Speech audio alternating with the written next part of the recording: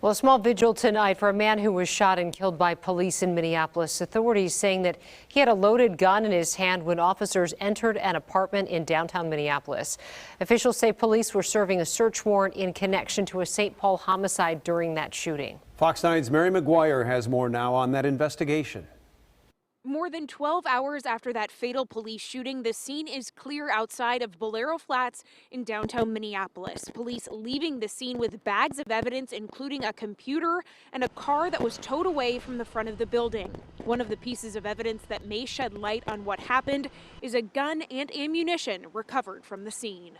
Minneapolis police releasing these images showing a gun and ammunition recovered from the scene of a deadly police shooting at a downtown Minneapolis apartment. The Minnesota Bureau of Criminal Apprehension was notified immediately and is heading up the criminal investigation. There was a handgun recovered at the scene, and it was loaded with 5.7 millimeter rounds. Interim Police Chief Amelia Huffman making a point to note the caliber of these blue-tipped rounds, which can pierce body armor. Just before 7 Wednesday morning, MPD's SWAT team was executing a search warrant related to a recent murder for St. Paul police.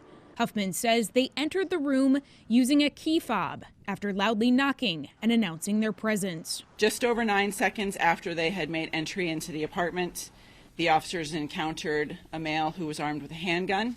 He was holding that gun in his hand at the time that shots were fired.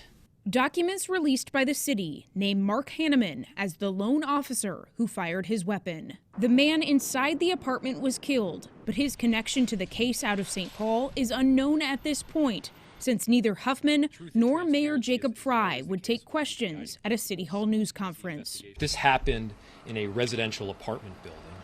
And so the impact that it'll have on residents in both that building and that neighborhood are going to be substantial. I'm actually in shock, absolute shock. Residents tell Fox 9 they haven't felt safe in the building for a while, and this latest incident just adds to that feeling of insecurity.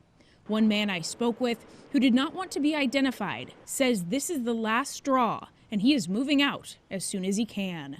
It makes me worried. It makes me feel unsafe, and I just want to be out of here as soon as possible. Reporting in Minneapolis, Mary McGuire, Fox 9.